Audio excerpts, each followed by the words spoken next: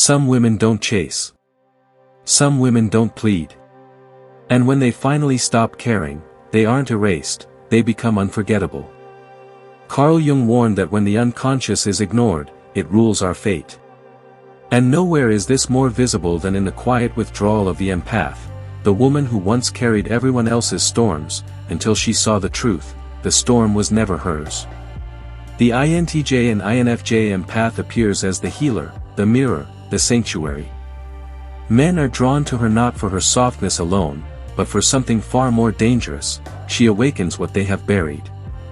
She becomes the anima figure, the soul image that a man projects when he cannot face his own vulnerability. At first, he adores her. He gazes at her as if she is the missing piece of his psyche. Her silence feels sacred, her depth intoxicating. But the unconscious cannot love her fully, because it does not see her. It only sees its reflection. And she, the empath, confuses projection for devotion. She mistakes his hunger for intimacy. She sacrifices, she explains, she bends, believing that compassion is enough to heal what he refuses to touch within himself. But slowly, something cracks. The more she gives, the more he resists. The more she reveals, the more he withdraws. Like Narcissus gazing at the water, he cannot love the reflection for long, for to love her fully would mean confronting the shadows he avoids. And so he distances, criticizes, retreats into control. She feels the sting of rejection, yet deeper still, she feels the ancient wound of abandonment rise again.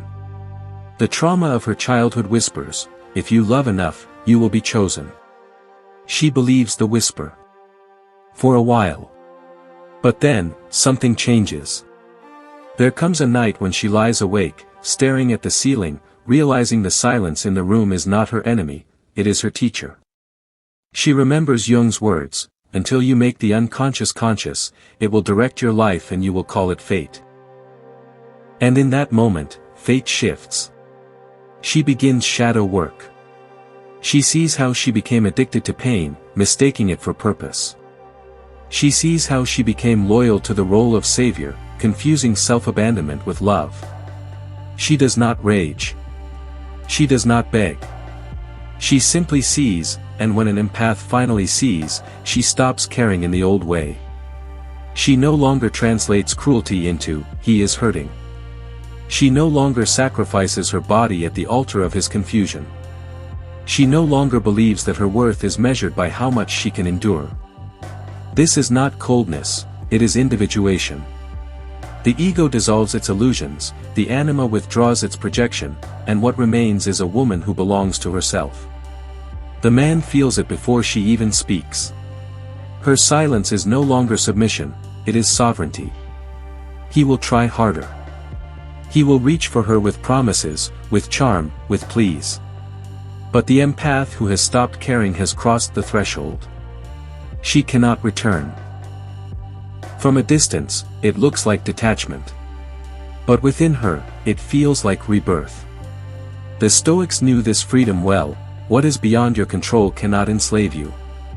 The narcissist's tactics, the wounded man's projection, the endless cycle of pleasing and bleeding, all dissolve when she refuses to play her part in the unconscious drama.